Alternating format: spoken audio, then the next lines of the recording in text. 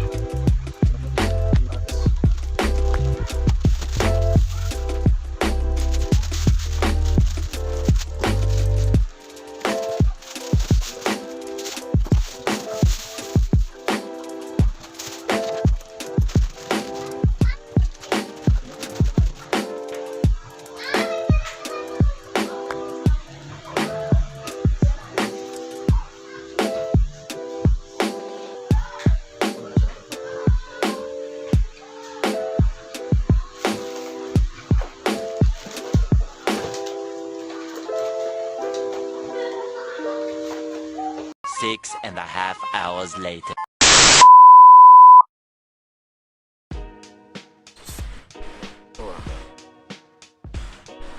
May talo. So, yun na nga. Live nga pala, isang aspiring YouTuber din. Ngayon, i-review ko. Gago!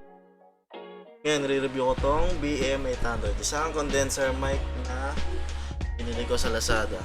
Actually, kaka-deliver lang nito kanina eh. Nabili ko lang siya sa halagang 500 plus shipping fee na 30. Tapos yun, mas mura siya sa ibang mga BM800 na naka-post sa Lazada kasi magaling yung seller. Tapos kulang siya, hindi siya kompleto. Ang kasama lang nito sa package ay yung BM800 mismo, tapos yung mga accessories niya, yung jack mount, tapos yung mga pop filter, tapos yung boom arm. Nakasama yung audio interface na madalas kasama sa package. Tapos pag sinama pa, mas mamahal siya. Ito, mas mura siya.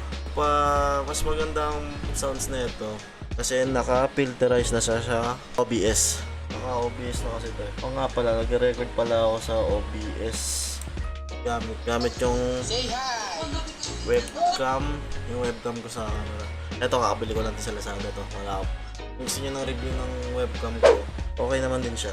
Gagawa ka ng video yan sa susunod na vlog natin. Then yun, ang makikita lang pala sa box na ito ay pop, yung BM800 mismo, shock mount, then boom arm, pop filter, tapos nalaglag dito. Ito, mic, patawag dito, mic hand. Basta saksakan lang to ng mic. Gamit to sa mga mic ng video, okay. Ngayon, mukhang maganda naman siya. Meron din pala siyang ito. Hindi pala nakatutok sa akin yung yung cardioid niya. Ayan, check. Anong mas maganda? Kanina kasi ibabaw ako sasalita. Ngayon, tatapat ko mismo sa mic niya mismo, sa cardioid. Cardioid ba tawag doon? Hindi ko din alam eh. Ano ko yan? Ito pala, mic foam. Ganda? Ha? Secret? Bili ko. Ha? And so? May nanggugulo pala doon. Nagbablog ako eh. Lisa, nagbablog ako. Ay ka sa vlog. Welcome to my guys. So yun, abangan nyo ibang mga vlog ko sa susunod. Papakita ko ba o gagawa ko ng mga reaction video. Kasi idol ko si Claro the Third. ganong aspiring vlogger. Ayun ang gusto kong sundan. Yung vlog lang niya, hindi yung ano niya. Yun na yun. Then sa susunod pala, mag-i-stream na ako gamit tong BM800. Yung mga unang stream ko, ang mic na ginagamit ko yung built-in ng webcam ko. Medyo okay naman siya, saka di mo masyado nagsasalita. Sa ngayon. Sa susunod siguro, ito siya. Ito yung webcam kong ginagamit. Sa susunod siguro gagamit. Madaldal na ako. Sunod vlog, tapos stream. Ay, streaming pala.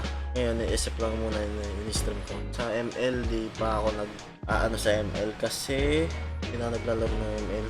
Ako, tinatamad ako. Pero galing ako sa dati na gano sa ML. Simula nung bumaba yung credit score ko hanggang 50.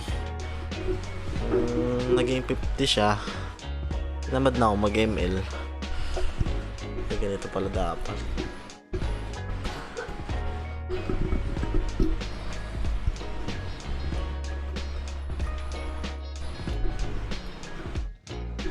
Yan, para kita yung mukha ko. Ngayon ko, pasensya na sa background. Sa susunod, kaya ko ng green yan. Para, alam mo na, chroma key. So yun, please like, comment, and subscribe para dito sa BM800 natin and sa channel ko. Subscribe para sa ibang susunod na vlog natin. Mas ayos na. Then, kagandahan pa natin. Ngayon, medyo malabo pa ang baba. Ay, ito pala yung manual niya. Tutusin pala, hindi siya talaga BM800. No, brand siya. This is a professional condenser microphone with adapts like exacting complete electronic circuit control and gold plate diaphragm capsule. The microphone with good cardioid polar pickup pattern, high output, low self noise, and accurate reproduction of even the most subtle sound, suitable especially for studios, recording studios, broadcasting station, stage performance, and computer. Absolutely fulfill the requirements of high quality and broadcasting and recording. Record na kaya ang kanta. Susunod pala, bibilang ko ng audio interface, then phantom power para mas malakas ang output natin.